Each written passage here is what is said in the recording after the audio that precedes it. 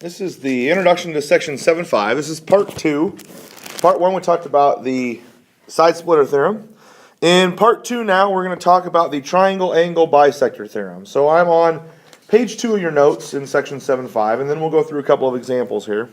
But it says here, if a ray bisects an angle of a triangle, then it divides the opposite side in two segments that are proportional to the other two sides of the triangle. So what they're saying here is if AD bisects CB, so if AD in this case it bisects that angle, then what it does is it makes CD and DB proportional to AB and AC.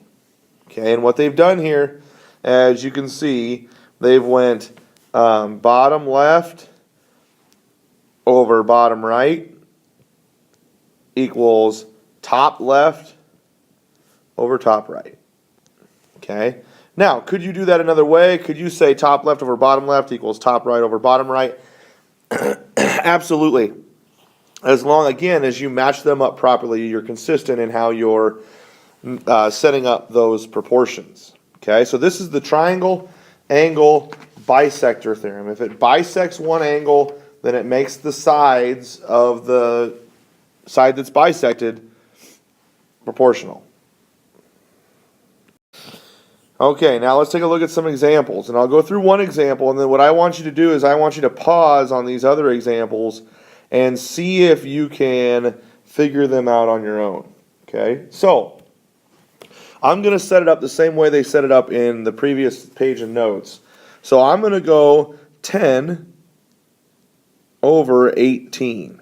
Okay, so I'm going to go with the two sides that are furthest away from the bisected angle, the sides opposite the bisected angle, and set those up. 10 over 18 equals, in this case, 12 matches up with 10, and x matches up with 18.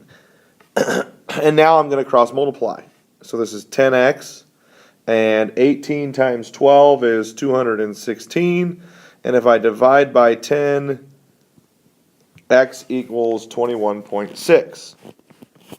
Okay, so what I want you to do now is I want you to go ahead and hit pause in your video and complete the other three problems that are on this last page and see if you can complete those.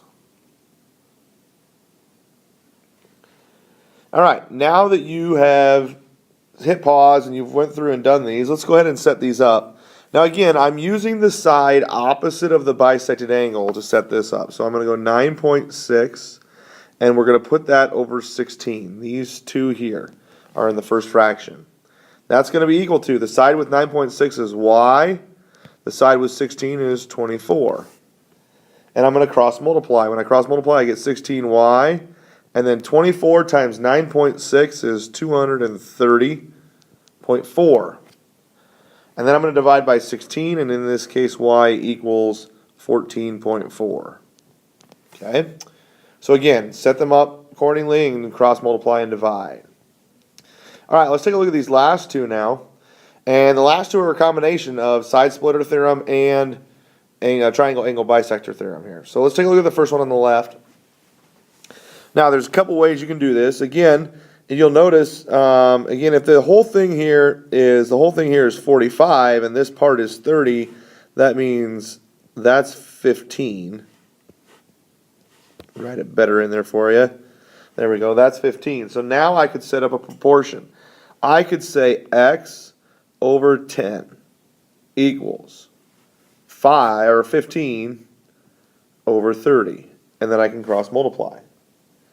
If I cross multiply, I get 30x equals 150. Okay? And then when I divide by 30, in this case, x is going to equal 5. All right. And then the last one again is the triangle angle bisector theorem. So again, I want to take the side opposites of the bisected angle. So 12 over 16. X matches up with 12, so that goes on top, and 20 matches up with 16. When I cross multiply, I get 16x equals 240. And then when I divide by 16, x equals 15. Okay? So Went through, I showed you the triangle angle bisector theorem, and then we had a little review with the side splitter theorem as well. Okay, this concludes section 7.5, part 2. Make sure you complete your WSQ when you're finished washing.